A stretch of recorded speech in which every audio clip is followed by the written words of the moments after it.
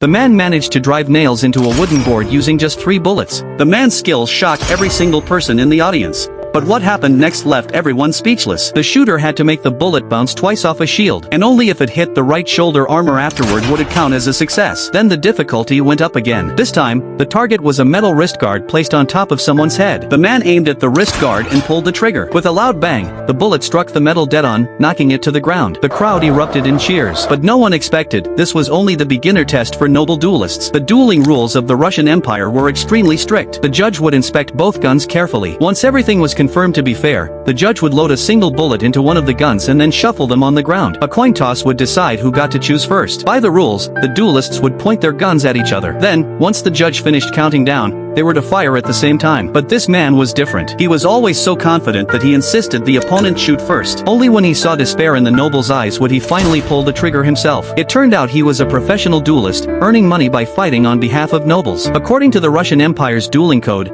duels could only take place between people of equal status. Nobles couldn't refuse such challenges. It was a matter of honor. Refusing meant giving up their noble title. Before each duel, his employer would hand him a card with information about the opponent. Then the man would step into the arena and fight in the employer's place. Behind every duel was a high-stakes gamble. Victory meant a generous reward. Defeat meant he'd be gone from the arena forever. At a noble charity banquet, one arrogant noble was bullying a disabled nobleman. But the code forbade normal nobles from dueling people with disabilities. So he told the one-armed noble to find a substitute. That's when the man walked into the hall and accepted the life-or-death challenge. During the duel, a screen stood between the two fighters. The impatient noble saw a shadow cast by the sunlight and fired too early. The bullet missed, hitting the screen instead. The man immediately fired through the gap in the screen. His bullet hit the noble's shoulder with perfect accuracy. But something unexpected happened. The noble's stray bullet had lodged inside the man's body, and it had struck an artery. He soaked in a tub full of ice, his face pale as a ghost. Now, the only question left: could the man survive this deadly game?